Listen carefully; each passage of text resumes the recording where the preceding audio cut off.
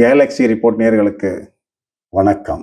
சட்டப்பேரவை கூட்டத்தொடர்கள் ஆரம்பிக்கின்ற காலங்களில் அது நடைபெற்று கொண்டிருக்கின்ற பொழுது எதிர்க்கட்சியான திமுக கடுமையான வாதங்களில் கலந்து கொள்ள தங்களை தயார்படுத்துவதற்காக கடந்த வாரம் தினமும் சுமார் 5 மணி நேரம் பயிற்சிகள் எடுத்துக்கொண்டதாக பரவலாக அறியப்படுகிறது. இந்த பயிற்சிகள் எடுத்துக்கொண்டுதான் சட்டசபையை எதிர்நோக்குகின்ற ஒரு பக்குவத்திற்கு எதிர்க்கட்சி தலைவர் தள்ளப்பட்டிருக்கிறார் என்பதுதான் மிகவும் ஆச்சரியமான விஷயமாக இருக்கிறது. அதாவது அந்த காலத்துல சொல்லுவாங்க, வேலி ஏறி ஓணம் பிடிக்க தெரியாதவன் கூரை ஏறி வைகுண்டம் போவானான் என்கின்ற ஒரு சுவாரஸ்யமான ஒரு பழமொழி உண்டு. இது போல தன்னை தயார்படுத்திக் கொண்டு சபையிலே நடக்கின்ற விவாதங்களுக்கு அவ்வப்போது பதில் அளிக்கக்கூடிய ஒரு பக்குவம் எதிர்க்கட்சி தலைவரான உதயநிதி ஸ்டாலின் அவர்களுக்கு இயற்கையாகவே அமையப்பட்டிருக்க வேண்டும் என்பதுதான் முறையான ஒரு எதிர்க்கட்சி தலைவருக்கான நடவடிக்கை ஆகும். இதை விட்டு சின்ன குழந்தைங்க டியூஷனுக்கு போற மாதிரி இவர் தினமும் 4 மணி நேரம் 5 மணி நேரம் அறிவாலயத்துல கூடி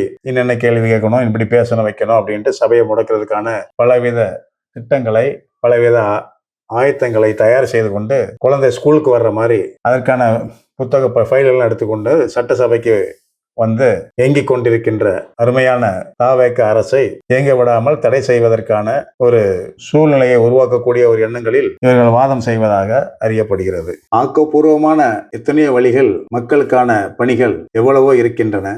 இவர்கள் ஆளுங்கட்சியாக இருந்த பொழுது மக்களை சிந்திக்காதவர்கள் இப்பொழுது சிறிது ஓய்வு கிடைத்த பின்பாவது மக்களை சிந்தித்து மக்களுக்கான பல்வேறு பணிகளை பல்வேறு நன்மைகளை மக்களுக்கு முனைப்போடு செய்தாலே மக்கள் இவர்களை நினைத்து பார்ப்பதற்கான வாய்ப்புகள் இருக்கும், கண்டிப்பாக இருக்கும். ஆனால் இவர்கள் மக்கள் மன்றத்திற்கு செல்லாமல் சட்டமன்றத்திலே சட்டத்தை வளைக்கலாம் என்கின்ற குறுக்கு வழியில் சிந்தித்துக் கொண்டிருப்பதை விட மக்கள் மன்றத்தில் சென்று மக்களை சந்தித்தால் மக்கள் கண்டிப்பாக மனம் மாறக்கூடிய வாய்ப்புகளை இவர்கள் ஏற்படுத்திக் கொள்ளலாம். இது இல்லைன்னா கூட பரவாயில்ல. எத்தனை எதிர்க்கட்சிகள் வந்தாலும் சரி, தலைவர்கள் அனைவரும் தலைகீழ நின்றாலும் சரி, தாவேக அரசு, தமிழக வெற்றி கழக அரசு முனைப்போடு செயல்பட்டு அதனுடைய ஆயுட்காலம் 5 ஆண்டுகளையும் இனிமையாக கடக்கும் என்பதில் எந்த விதமான மாற்று கருத்தும் கிடையாது.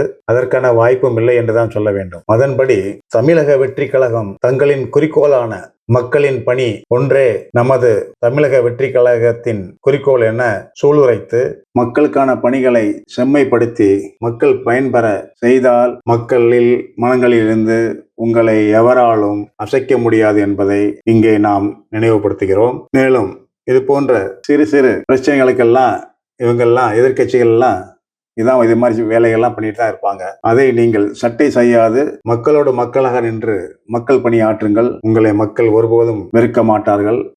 இப்பொழுது நடைபெறுகின்ற முதல்வர் விஜயின் அரசு மக்களுக்கான பணிகளை செய்கின்ற வேகம் மிகவும் அருமையாக இருக்கின்றது. இந்த பணிகள் அனைத்தும் கீழ்நிலை மக்கள் வரையிலும் சென்றடையக்கூடிய வகையிலே அரசு நிர்வாகத்தினரும் அதிகாரிகளும் உங்களோடு ஒத்துழைத்து கடைநிலை மக்கள் வரையிலும் சென்றடைய நீங்கள் தகுந்த ஏற்பாடுகளை செய்து மக்கள் பணி ஆற்றி என்றும் மக்களிடமே நீங்கள் என்கின்ற ஒரு சூழ்நிலையை ஏற்படுத்திக் கொள்ளுங்கள். நன்றி, வணக்கம்.